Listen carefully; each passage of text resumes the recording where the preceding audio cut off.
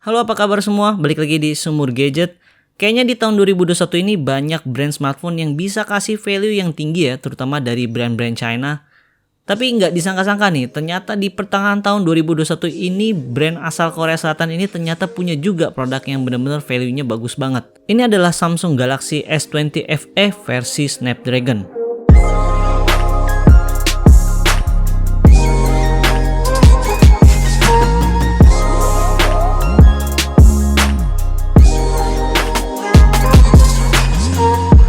Sebenarnya HP ini udah launching tahun lalu, tapi untuk yang versi Snapdragon HP ini baru muncul di Indonesia di pertengahan tahun 2021.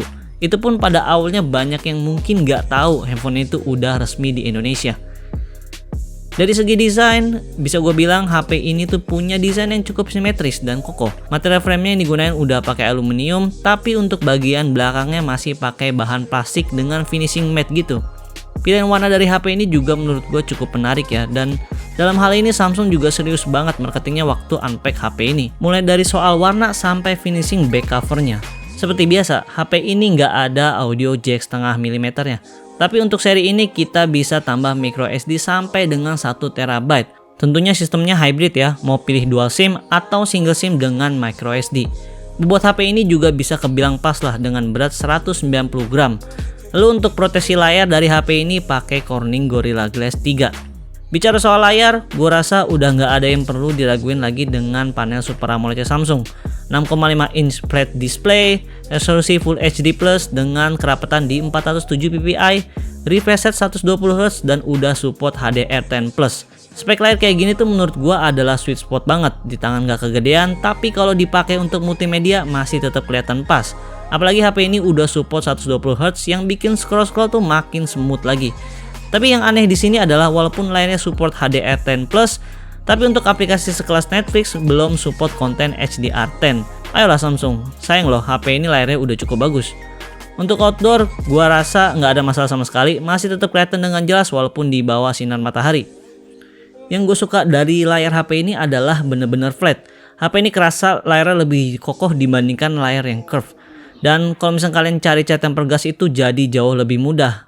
Meskipun flat, tapi HP ini masih punya fitur Edge panelnya juga kok, sama kayak seri S-nya Samsung atau seri Note. Dari dulu yang bikin jadi bahan pertimbangan pilih flagship Samsung adalah SoC-nya yang masih pakai Exynos. Tapi kali ini akhirnya rasa penasaran udah terjawab juga. Snapdragon 865 dipadukan dengan One UI adalah kombinasi yang menurut gua paling pas. Ketika gue coba benchmark HP ini lewat aplikasi TD Mark Wildlife, HP ini punya stability di 91,4%. Angka yang menurut gue bagus banget. Secara Snapdragon 865 ini adalah chip yang menurut gue paling bagus tahun lalu. Dari segi performa, konsumsi daya baterai dan suhu itu menurut gue paling the best sih. Untuk skor Antutunya versi 9, HP ini bisa dapat skor di 634 ribuan. Masih sangat powerful untuk tahun ini. Gimana soal gaming performance-nya? Untuk games kelas Genshin Impact dan di setting rata kanan, gue bisa dapetin FPS mulai dari 30 sampai 50 FPS.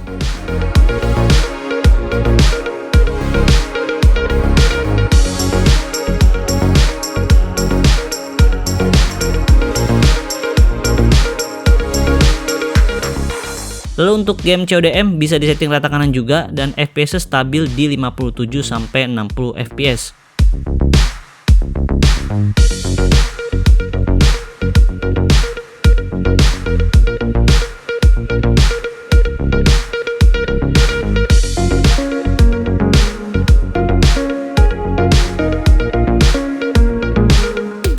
Selanjutnya game PUBG bisa dapat settingan grafik Ultra HD dan frame rate-nya di Ultra.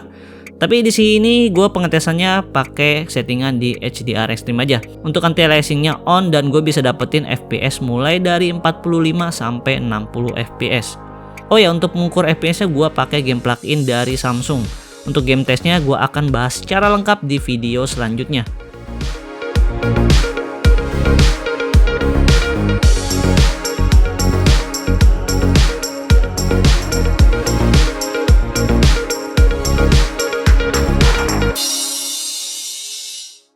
Sekarang kita bahas soal kamera. ProGrade Triple Camera. Sebenarnya yang ngebedain antara S20 biasa dengan seri FE ini adalah pada bagian lensa telenya. Kalau di S20 itu pakai sensor 64 megapiksel, sedangkan di FE ini cuma 8 megapiksel. Sisanya untuk kamera utama dan ultrawide-nya sama. Hasil foto dari S20 FE ini menurut gua menggunakan image processing Snapdragon 865 emang udah flagship banget. Di keadaan daylight warnanya vibrant, detail, dan dynamic range-nya juga bagus. Hasil dari step jepretannya konsisten dan perbedaan warna antara ketiga lensanya nggak terlalu berasa.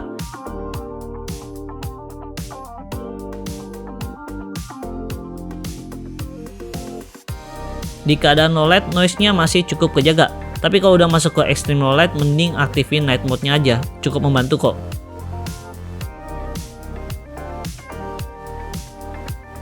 Untuk kamera selfie-nya di keadaan cahaya yang cukup tergolong bagus, tapi kalau udah masuk ke low light, detailnya langsung hilang dan berasa kayak halus gitu fotonya.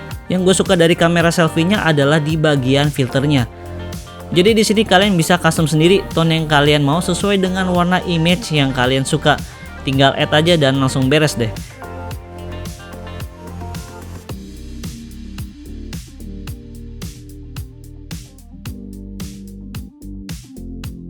Untuk perekaman video di sini juga kita dikasih Pro Video dan kita juga bisa tambahin kok mic eksternal di sini.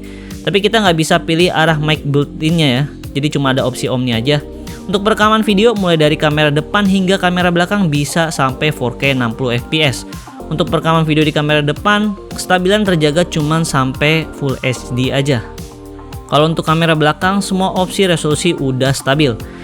Kalau misalkan kurang stabil, kalian bisa aktifin mode Super Steady-nya tuh. Dan pastiin cahayanya cukup biar hasil videonya tetap bagus.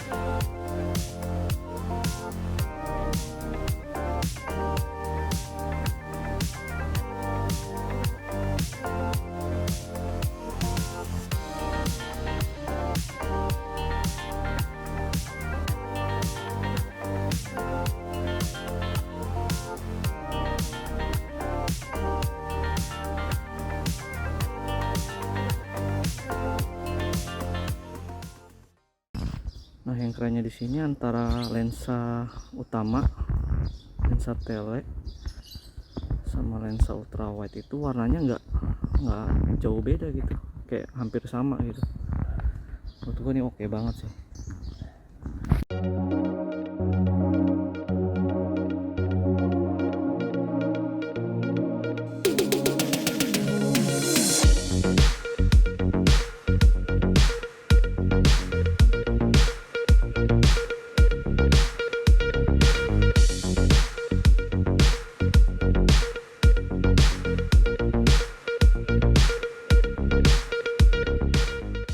Ngomongin soal audio, dua speaker HP ini udah cukup bagus.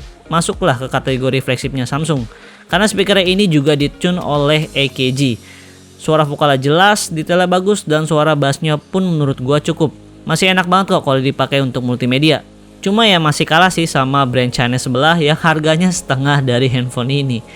Oh ya, pastiin kalian aktifin fitur Dolby-nya ya untuk dapetin suara yang lebih imersif.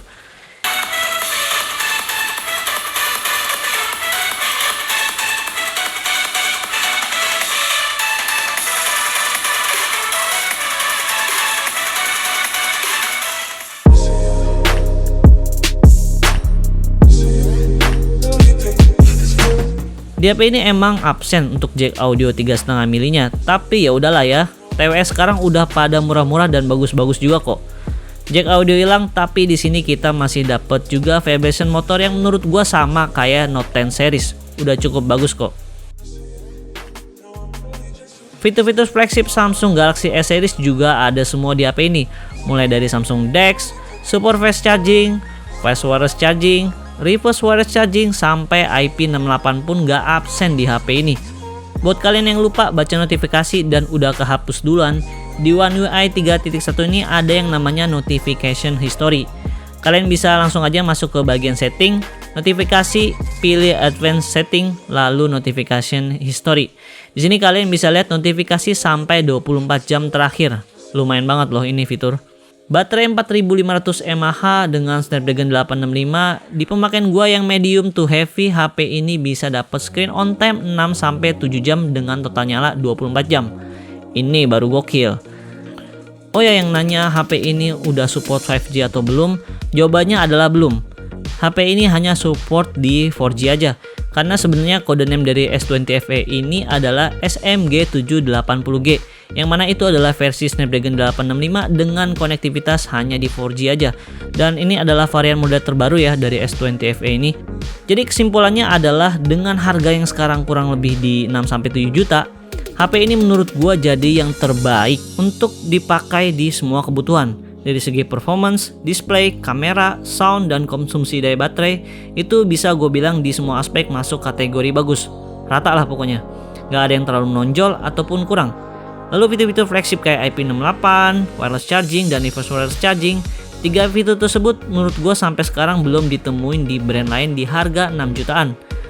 Mungkin banyak di antara kalian yang berpikir bahwa HP 6 jutaan tapi masih pakai SoC tahun lalu. Padahal di harga 5 jutaan udah ada yang pakai SoC flagship tahun ini. Mungkin kalau kita bicara soal spek ya memang HP ini udah sedikit ketinggalan. Tapi kalau misalkan gue lihat dari brand Samsung, yang ditawarkan di sini bukan cuman soal spesifikasi doang, tapi user experience juga. Dan gua rasa untuk handphone berbasis Android, baru Samsung yang bisa ngejar Apple dalam hal produktivitas.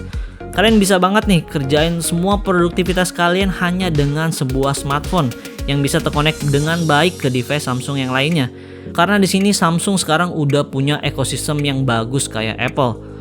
Bahkan kalian bisa juga ngerjain dari sebuah smartphone pindah ke laptop atau PC dengan menggunakan Samsung DeX. Dan juga kalian bisa dapat perlindungan ekstra buat HP kalian dari Knox yang bisa pastiin bahwa data pribadi kalian cuman bisa dibuka oleh kalian sendiri. Gue sendiri untuk transaksi online lebih berasa aman pakai device dari Samsung. So, segitu aja mungkin yang bisa gue bahas untuk video kali ini. Kalau kalian suka gitu dan bermanfaat buat kalian, kalian bisa langsung klik subscribe dan jangan lupa nyalain tombol loncengnya biar kalian gak ketinggalan video-video terbaru dari gue. Gue Tian dari Sumur Gadget, pamit, stay safe buat kalian semua. Bye-bye.